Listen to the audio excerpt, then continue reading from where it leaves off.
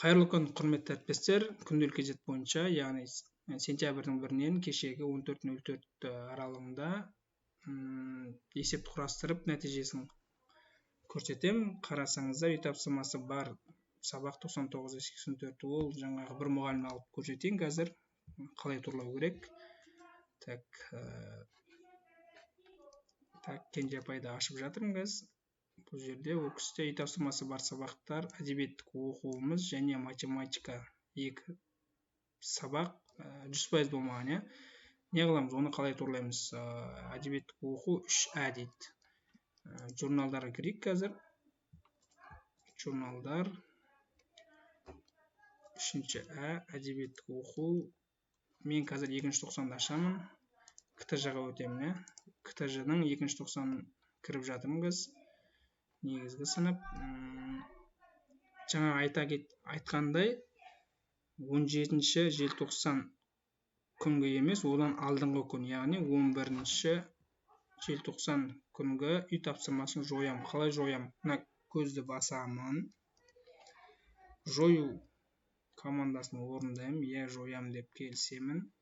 Сөйтемін де қайтадан КТЖ-ға кіремін. Жаңа жойған күнге қайта ораламын, яғни 12-ші желтоқсан, 11-ші желтоқсан, міне 11-ші желтоқсан. Осыған қайтадан үй тапсырмасын беремін. Оқу деп көрсетейін. Болды, осымен бітеді. Қазір есептерді бір көріп жүрейік. Кенже апайдың әдебиеттік оқу мынау бізде 100% болу керек. Есепті құрастыру. Міне, әдебиеттік оқу 100% болды.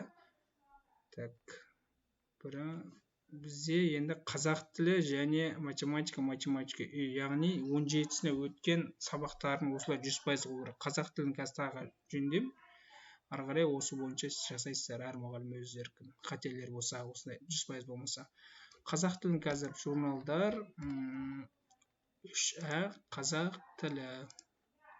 Бұл жерде мұғалім қателігі жоқ, өйткені 17-ші желтоқсан біз білім класста болдық қой, 1-ші, 2-ші тоқсан, 3-ші тоқсаннан бастап күнделік кезекке ауыстық. Осының кесірінен осындай мұғалімдерде 100% болмай қалып жатыр. 3А қазақ тілді ашамын.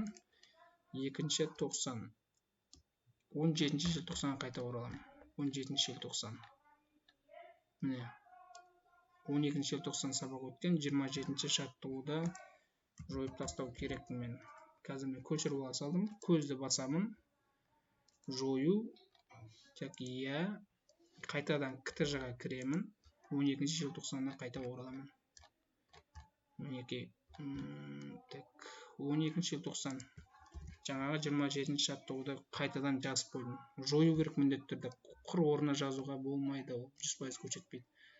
Қазір бізде қазақ тілі, мынау графам 100% болу керек. Жаңартып жіберейін. Міне қазақ тілі 100% болды. Дәл осылай математика үйді 17-ші желтоқсаннан алдыңғы өткен үй тапсырманы көзбен жояды, жаңа глазокты басып, қайтадан сол күнге үй тапсырмасын береді, сол кезде 100% болады. Бұл бір. Енді біз қайтадан есептерге өтейік. Есептерге өттік. Мына графаны қалай толтыратынын түсіндірдім, яғни 17-ші желтоқсан өткен сабақтың алдыңғы үй тапсырмасын жоясыз, көзді басып, қайтадан үй тапсырмасын беріп шықсаңыз 100% болады. Ол кісілер авасқаныма енді Кенже апай жаңа 2 сабақ алды.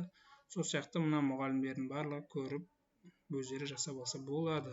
Келесі 2-ші үй тапсырмасының уақытты толтыру сұрап жатыр, неге 100% болмайды? Бұл 100% болмайды, себебі 1-ші, 2-ші тоқсан біз білім класста жұмыс жасадық.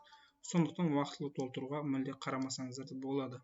Тақырыптың толтыруы, жоспардың жүргізілуі, бұл жаңа КТЖ-дағы сіздердің үй тапсырмасы және тақырыптарыңыз КТЖ сол жазылған болатын 100% болады, осы 2 көрсеткіш. Ал бағалар қойылған журналдар саны 1382, яғни бұл тимейсіздер, барлықтарыңызға 100%, бұған мән бермеңіздер. Содан соң журналды жүргізу дегеніміз, сіз сабақ өттіңіз бүгін, галочка қойып, одан кейін формативті баға қоятын едіңіздер ғой. Сол галочка қалып кеткен мұғалімдер бар. Мысалы, Абасқанова қалып кеткен, мысалы, ішіне кіріп, өзінің қай күні қалып кеткенін тауып, сол галочка қойса 100% болады. Кім бар ондай? мына кісі Кашекова Күнсұлу апай тоже ол кісі де сабақ өтілді деген галочка қалып кеткен. Енді оны сол 17 желтоқсан немесе одан алдыңғы күндер сол күн аралығындағы сабақтарын көрсе тауып алады негізі.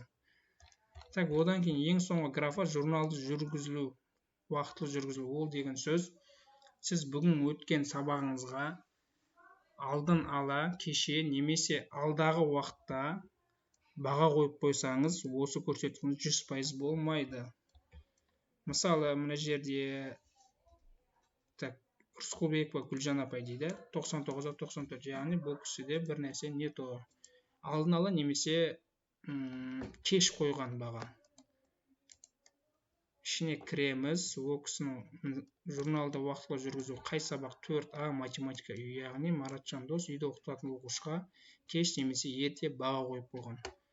Оны білу үшін өзгерту тарихы журналға кіреміз.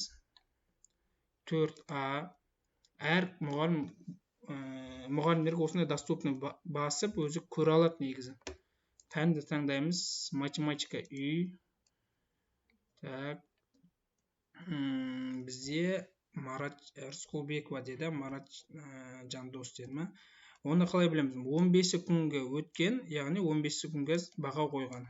Дәл осы ажыратамыз. Екі число екі түрлі болатын болса, процент түседі деген сөз. 8-8 жақсы. Мен жаңа бір көрген едім, қателесесем, екінші парақта болу керек. Бізге Марат Жандостікі. Так, 11-і. Міне, мына жерде қарасаңыздар, 11-03, яғни марттың 11-не бұл кісі өтіп кеткен, яғни 4 күнгі сабағына баға қояды. 11 күні келеді да, өтіп кеткен 4 күніне баға қояды. Осыны ол кісі 4-не кіру керек та, осы формативті баға жойып тастау керек Марат Жандосқа. Ескі мәтінде, жаңа мәтінде 7-7-ден бал қойған. Осыны жойса 100% болады. Мына ол қазір айтқаным, мына журналды уақытылы жүргізу. Так, қандай мұғалім бар еді? Так, Рысқұлбекованы айттық. Так, Ташметова Назакат дейді. Бұл кісі дәл осыны журналдар өзгерту тарихына кіріп, жаңаға екі түрлі болған күнгі бағаларды жойса 100% болады деген сөз. Тағы бір қайталап айта кетейін. Үй тапсырмасының уақытылы толтыруына қарамайсыздар, бұл 100% болмайды. Бірінші, екінші тоқсаңыз білім класспен жұмыс жасағандықтан бұл графа 100% болмайды. Қазіргі мәселе бізде үй тапсырмасының уақыт толтыру. 17 желтоқсанға кіресіздер, одан алдыңғы өткен сабақтың үй тапсырмасын глазокты көзді басып жойып жеріп, қайтадан сол үй тапсырмасын жазсаңыздар, бұл графа 100% болады. Түсінікті деп ойлаймын, сәттілік сіздерге. Осылай толтырып алсаңыздар 100% болады.